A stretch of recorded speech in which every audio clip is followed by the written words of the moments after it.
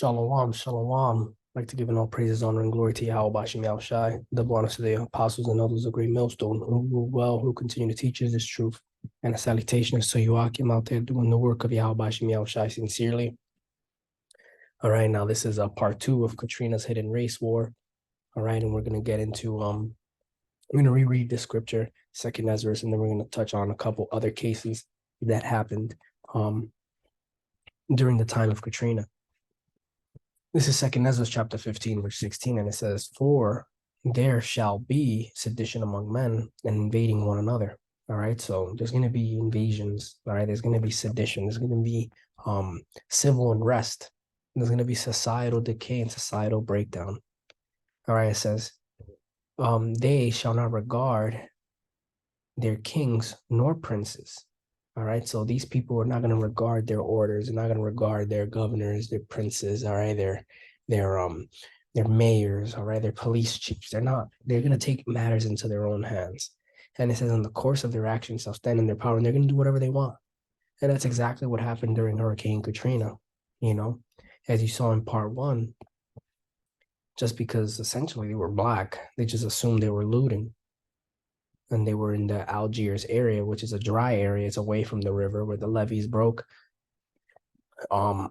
These white folk took it into their power to shoot, to shoot at these so-called black men. All right, and this is like one of many stories. All right, now with this YouTube video here, I'm going to try to play it fast. Just a news situation. Salaki, just a news article or a news recap of what's going on here. Now, this particular situation is about, you can look it up if you want, but it's called the shootings on the Danziger Bridge.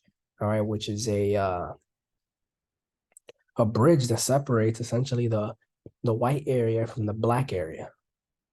And you had police officers posted on that bridge shooting at so-called blacks. All right, so we're going to get right to it. After almost 11 long years, it's over. And while he can forgive, Dr. Rommel Madison finds it hard to forget. Does this bring closure to all of it for you, Mr. Madison? No, it doesn't bring closure, but as I told him before, I may not be satisfied, but I can accept it. Madison's handicapped brother Ronald was shot and killed on the bridge back in 2005. So was Cheryl Johnson's son. I'd like to tell everybody today is the first day of the rest of my life. I can finally put closure. It's been a long time coming. 6 others were injured. The shooting was caught on camera back in September of 2005, just after Hurricane Katrina, and made national headlines. Numerous NOPD officers claimed they were responding to another cop's distress call, headed to the bridge, and opened fire. The 5 cops went on trial in 2011 for the shooting and subsequent cover-up and were found guilty. Some received 40, even 60-year jail sentences. But in 2013, a judge tossed out those convictions, citing grotesque prosecutorial misconduct and an online blogging scandal. Assistant U.S. attorneys were caught commenting online about the case while it was going on. After an appeals court held up that decision for a new trial, current U.S. Attorney Kenneth Polite cut a deal with the former cops. That deal, in a nutshell, they admit wrongdoing and receive substantially less jail time. What we must undoubtedly accept is that the underlying misconduct at issue in this case was unacceptable. Attorneys representing the former cops say the deal is a good one, but are quick to point out there are no winners. Eric Hessler represents Robert Gisevius. Mr. Gisevius was in a position that day to do what he believed was necessary to do, and there were some horrible losses because of it, and he does sympathize with the families. This is why I stopped shopping on Amazon. You see, so basically these cops, like the scripture said, they brought matters into their own hands. There is another video by Frontline that kind of goes over this entire situation. I recommend, if this topic interests you, to check it out. There was no distress call. All right, there was none. It was all a rumor. And the cops went out there and started blasting people, essentially for no reason, just for fun, for sport, This is Psalms chapter 137, verse 7, and it says, "Remember, O Lord, the children of Edom in the day of Jerusalem, who said, race it, even to the foundation thereof." All right, so you so-called white people, man. All right, and the nation of Edom as a whole, during the day of Jerusalem, all right, which is the invasion of Jerusalem by the Babylonians. All right, the children of Edom were there, and they were egging them on. I'm sure they were assisting. They were They were happy. They were elated. They were saying, erase it, even to the foundation thereof. Because as we spoke in part one, man, the so-called white man has had a perpetual hatred against, the children of Israel, man. Man, it's clear as day when you look at these situations, like what's going on, like what happened in Louisiana, and in other situations as well, man. The so-called white man truly hates you Israelites. He truly hates 2/3 of our people. Not 2/3 of our people. I mean, he hates 2/3 of our people, but he hates our nation as a whole. Even we hate 2/3 of our people, to be honest. But ultimately, the so-called white man is touching the apple of the Lord's eye. It says, remember, O Jerusalem, the children of Edom, in the day of Jerusalem. Remember, O Lord, Salakia, the children of Edom in the day of Jerusalem, who said, race it, even to the foundation thereof. O daughter of Babylon, who art be destroyed, happy shall he be that rewarded thee as thou hast served us. Exactly. So we're going to be happy to see you be put to death by the hands of the Lord, man. Just like how you were happy to see us, get put to death and be conquered. Same thing is going to happen. It says, O daughter of Babylon, who art to be destroyed, happy shall he be that rewarded thee as thou hast served us. Exactly. So as you served us, so will you be served by the hands of the Lord. It says, happy shall he be that taketh and dasheth thy little ones against the stones. Exactly. We're going to be happy when the Lord takes your little ones, all right? By the hands of the Lord, we're going to take your little ones and dash them into stones, man. Because that's what you've done to us. Here's another quick video. I-Team says man claims he shot 38 looters after the storm. And you can see here, Algiers, they were fleeing. People were fleeing to the dry area. This area is dry, Algiers. Tonight, an I-Team exclusive. So I gotta speed it up to avoid copyright. New video and information on the men who claim to have set up vigilante patrols in Algiers Point. Did the West Bank turn into the Wild West in the days following Hurricane Katrina? Let's go to WDSU News Channel 6 reporter Travers Mackel with the I-Team investigation you'll see only on 6. Travers? Well, Norman, we talked to the victim of a vigilante shooting as well as neighbors over here in Algiers Point. Many of them tell us that in the days following Hurricane Katrina, some men felt compelled to take matters into their own hands. Algiers Point was a mess after Hurricane Katrina hit the area. You can see in this home video, trees were down, power out, but no flooding.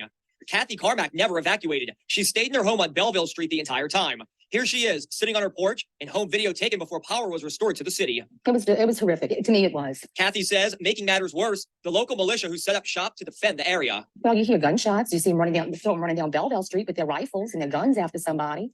I mean, it was like a 24/7 parole by them because there was nobody here at the time. There wasn't any army, police, or anything. One of the men Kathy says patrolled the point, this man, Paul Gleason, her neighbor, who spoke out 12 days after the storm hit. Did you have any problems with looters?